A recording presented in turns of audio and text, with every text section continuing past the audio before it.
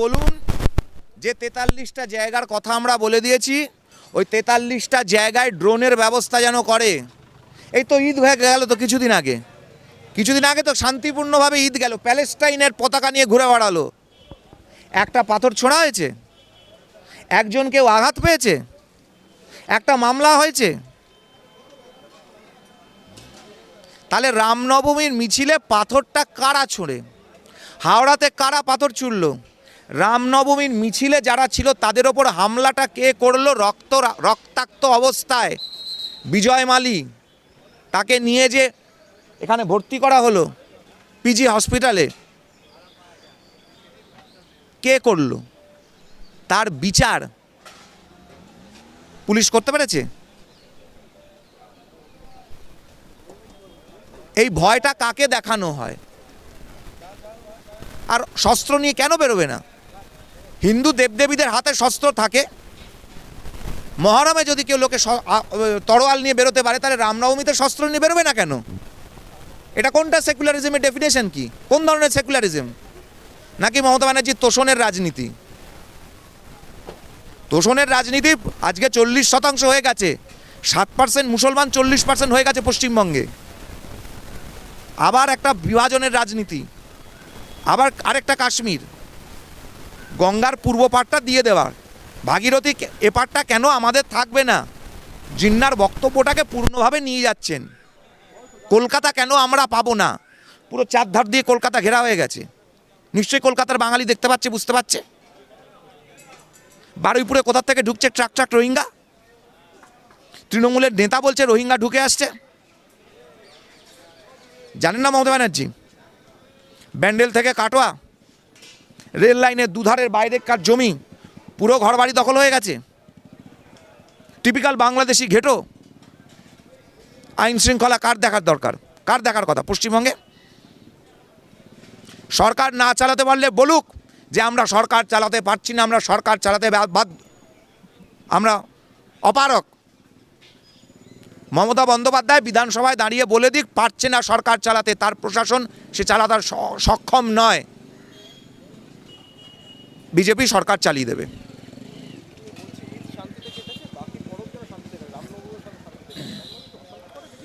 রামনবমীতে অশান্তি কারা করে? মমতা ব্যানার্জির লোকেরা করে, দুধেল গাইরা করে। তারা পাথরটা ছড়ে বাড়ির ছাদের মাথার থেকে। মমতা ব্যানার্জি জানে না? আজ অবধি একজনও ধরা পড়েছে? এই তো ওয়াকফ বোর্ডের সম্পত্তি পাস হয়ে গেল। তো ওয়াকফ বোর্ডের সম্পত্তি 2009 সালে মোহাম্মদ সেলিমরা যেরকম জবরদখল করে রেখে দিয়েছিল, আজকে তৃণমূলের নেতারা জবরদখল করে রেখে দিয়েছে। নবাব ওয়াজেদ আলী শাহর সম্পত্তিগুলোর ওপরে তৃণমূলের পার্টি অফিস হয়ে গেছে। উত্তর কলকাতায় ওয়াকফ বোর্ডের সম্পত্তির ওপর বাড়ি তৈরি হয়ে যাচ্ছে। কারা অভিযুক্ত? কে অভিযুক্ত? তৃণমূলের কাউন্সিলররা অভিযুক্ত কেন? জবাব মমতা ব্যানার্জিকে দিতে হবে। রেড রোডে দাঁড়িয়ে উনি হিন্দিতে ভাষণ দিচ্ছেন আর বলে যাচ্ছেন বহিরাগত বিজেপি বহিরাগত পার্টি। আর উনি রেড রোডে দাঁড়িয়ে হিন্দিতে ভাষণ দিচ্ছেন কেন? পশ্চিমবঙ্গে বাংলাভাষী মুসলমান নেই?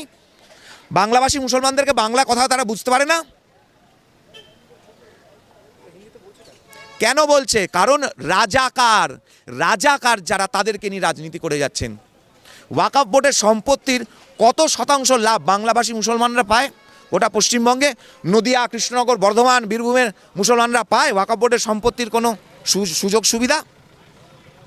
এই মুষ্টিমেয় তৃণমূল করে যারা ক্ষমতা দখল করে আছে, হিন্দি উর্দুতে কথা বলে, তারা পায়।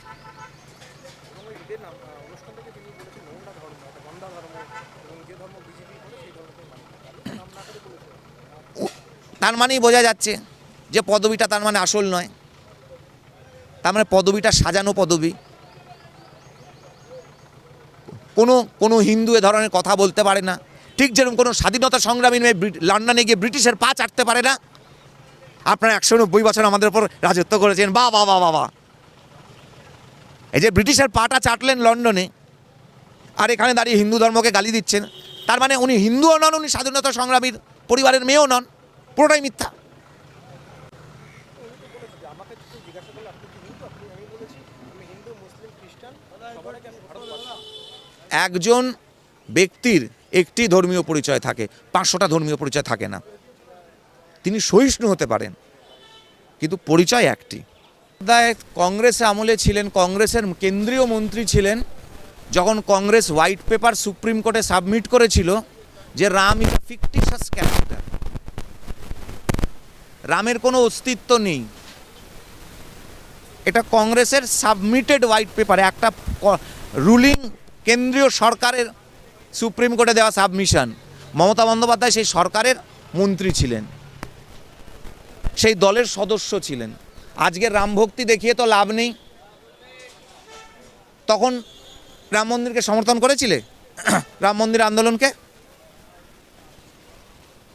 তখন তো করনি, আজকে ভোট ব্যাংকের জন্য করছো। কেউ বুঝতে পারছে না।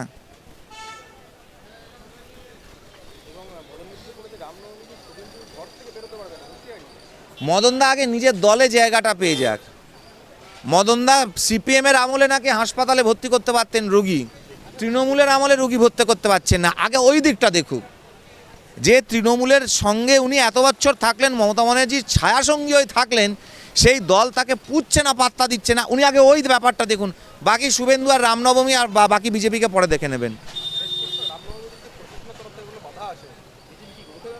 অবশ্যই রুখে দাঁড়াবে, এটা মনে রাখা উচিত। আডবাণীজির রথটাকে, রামের রথকে যখন আটকানো হয়েছিল বিহারে, লালু প্রসাদ যাদবের কি পরিণতি হয়েছিল। মমতা বন্দ্যোপাধ্যায় যদি এখন গায়ে মানে না আপনি মোড়ল হয়ে আবেল মুঝে মার করতে যান, তাহলে সেটা ওনার ব্যাপার।